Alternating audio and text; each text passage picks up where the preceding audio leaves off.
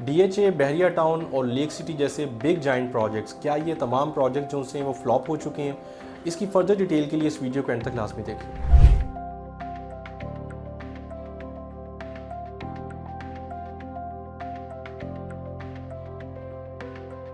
अस्सलाम वालेकुम, this is तला Khalid from titanium group.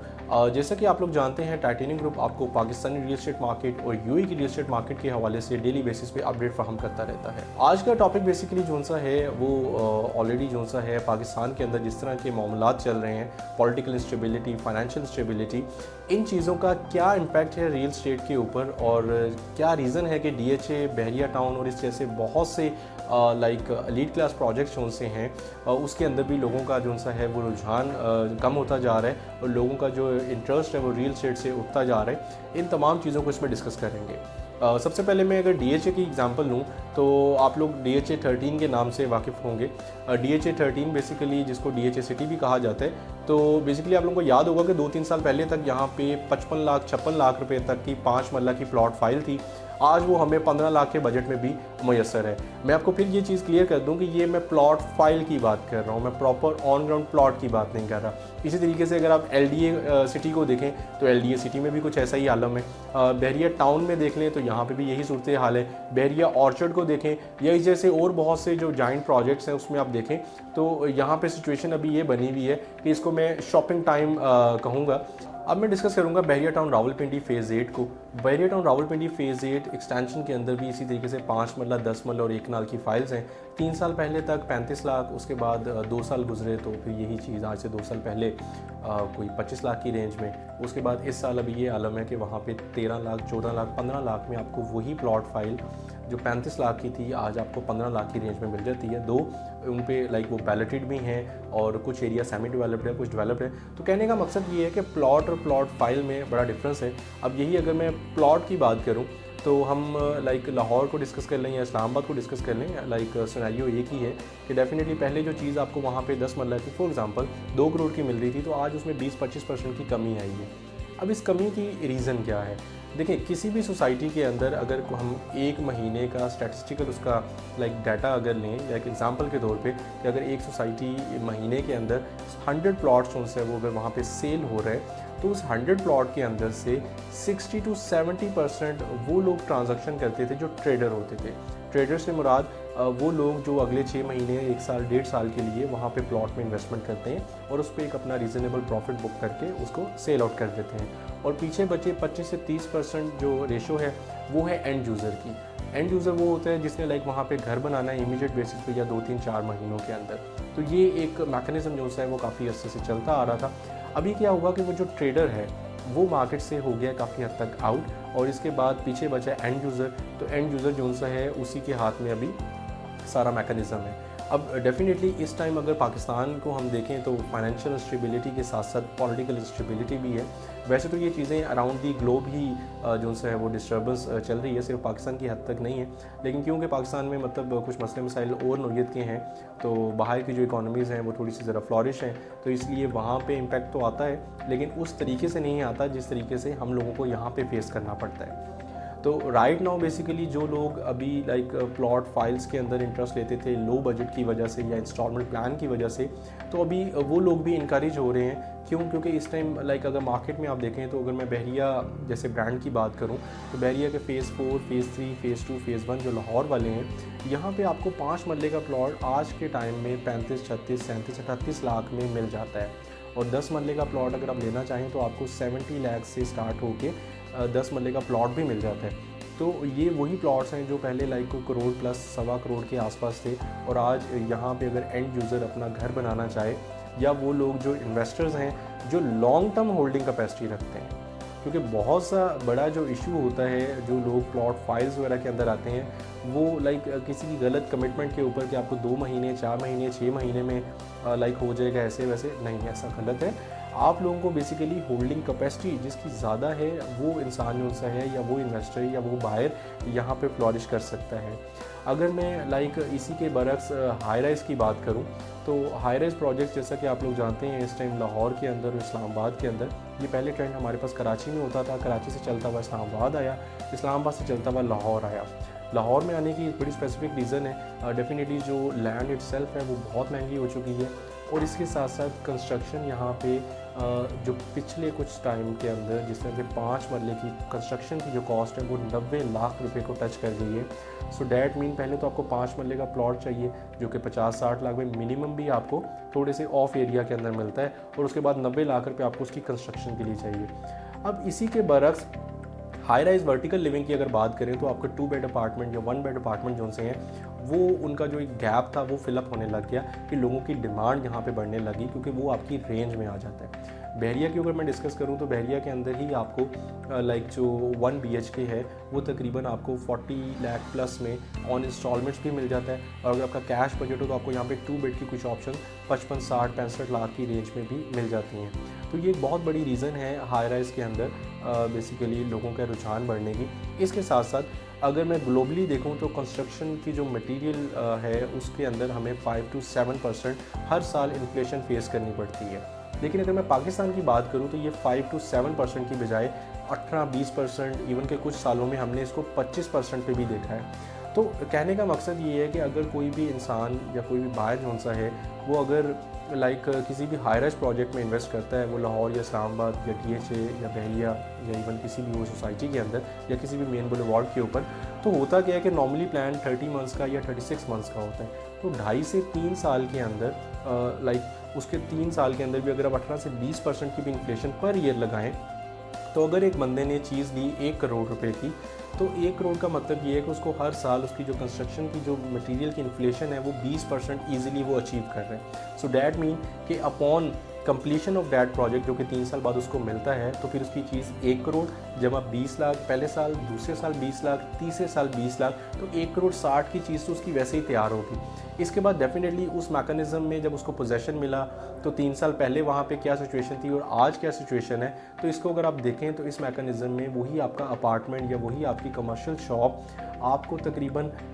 Twice जो सी आपकी प्राइस आपकी अचीव कर चुकी होती है। तो ये एक बहुत बड़ी रीज़न है कि बहुत से लोगों ने सोसाइटीज़ से पैसा निकाल के हाई राइज के अंदर डाला, जो कि सेफ भी है, और स्पेशली जिस तरह के ओवरसीज़ हैं या बहुत से वो लोग जिनकी रसाई बड़े शहरों में नहीं है। याद रखेगा कि पैसा हमेशा लाहौर, कराची, इस्लामाबाद आता है, ना कि लाहौर, कराची, इस्लामाबाद से छोटे शहरों की तरफ जाता है। इसी तरीके से जो बाहर से भी जो रेमिटेंस वगैरह जो भी पैसे आते हैं उनका ज़्यादातर रुझान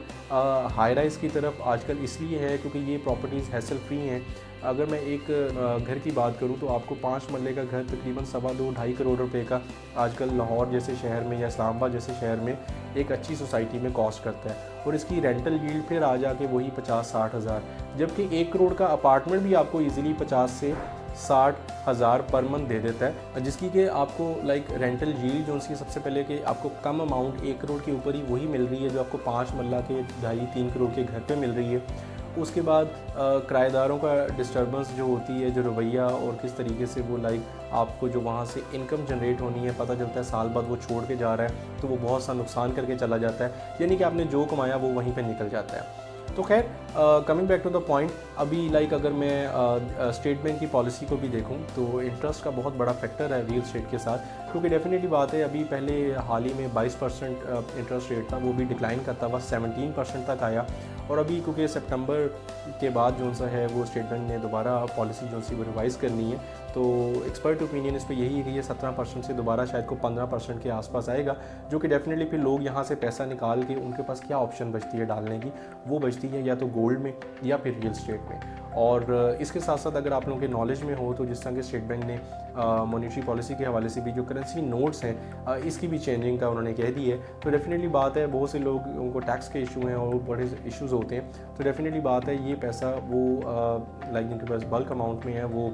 अपना स्ट्रेट अवे बैंक के पास शायद जाने से कासिर रहें, तो ऑब्वियसली बात है वो रियल स्टेट सेक्टर या किसी भी इस तरह के सेक्टर के अंदर वो चीज़ डालेंगे। तो हम अगर अगले 4-5 महीनों या 3 महीनों में देखें तो 2024 का जो लास्ट क्वार्टर है इसमें हम जो बूम जो सा है वो थोड़ा बहुत देख रहे हैं, दो ये शायद वक्ती तौर पे हो, तो डेफिनेटली आप लोग अगर इस टाइम के अंदर इन्वेस्ट करना चाहें इन हाउसिंग सोसाइटीज़ के अंदर जो कि प्लॉट्स हैं जो कि एंड यूज़र्स की हद तक हैं या इन्वेस्टर की हद तक हैं, ये एक फ्रूटफुल रहेगा आइंदा 3 से 4 महीनों के अंदर। इसके अलावा डिक्लाइनिंग की एक और बहुत बड़ी रीज़न जो सी है वो टैक्सेस हैं। जिस तरह कि आप लोगों को नॉलेज है कि पहले लाइक फाइलर और नॉन फाइलर होता था, आजकल एक नई चीज़ लाइक लेट फाइलर की भी आ गई है। लेट फाइलर जो सा है उसको भी टैक्सेस जो से हैं वो बेयर करने पड़ते हैं। गवर्नमेंट को अगर आप गवर्नमेंट की पॉलिसीज़ को अगर आप बैक एंड पे थोड़ा सा देखें तो आपको ये चीज़ फील होगी कि गवर्नमेंट को दिस टाइम लाइक जो प्लॉट्स की बाइंग सेलिंग है उसको लाइक थोड़ा सा वो डिक्लाइनिंग मोड में लेके जा रही है, इन द सेंस कि वहाँ पे टैक्सेस काफ़ी ज़्यादा हैं। दो अगर आप किसी भी हाई राइज में अंडर कंस्ट्रक्शन प्रोजेक्ट्स में आते हैं तो वहाँ पे आपको टैक्सेस जो से हैं वो नहीं देने पड़ते। इसका मतलब है कि गवर्नमेंट हाई राइज या वर्टिकल लिविंग की तरफ जो सा है उनका लाइक अप्रिशिएट करना आप यूँ कह लें कि वो ज़्यादा बेहतर रहेगा कि आपको वहाँ पे इन प्रोजेक्ट्स में आपको टैक्सेस नहीं पड़ते। फिर अगर जिस तरह कि अगेन मैं बात करूँ कि आजकल के टाइम में जो लोगों को सबसे बड़ा इशू है वो होल्डिंग कैपेसिटी का है। बहुत से लोगों ने लाहौर इस्लामाबाद के अंदर लो बजट, मिड बजट के अंदर या हाई एंड बजट में बहुत सी प्लॉट सोसाइटीज़ के अंदर जो से हैं वो लिए हुए हैं, जिनकी इंस्टॉलमेंट्स 5 लाख, कुछ की इंस्टॉलमेंट 10,000 पर मंथ, कुछ की 20,000 पर मंथ। वो शरपुर रोड रीजन पे भी हैं, और उसके अलावा कैनाल रोड जो बहरिया के आसपास के सराउंडिंग के एरियाज़ हैं, रायवन रोड अगर मैं लाहौर की बात करूँ तो वहाँ पे भी लोकेटेड हैं। फिर इस्लामाबाद के अंदर बहुत सी सोसाइटीज़ में लोगों ने इसी तरीके से प्लॉट फाइल्स ली हुई हैं। तो ये बहुत सी लो बजट, हाई एंड और मिड बजट की सोसाइटीज़ हैं जिनमें लोगों ने लाइक अपना इन्वेस्टमेंट्स की हुई हैं डिफरेंट प्लॉट्स के अंदर। अब अगर इन्हीं सोसाइटीज़ को आप देखें तो इस टाइम अगर आप यहाँ पर कोई चीज़ बेचने जाते हैं तो आपको 50%, 60% तक का लॉस है।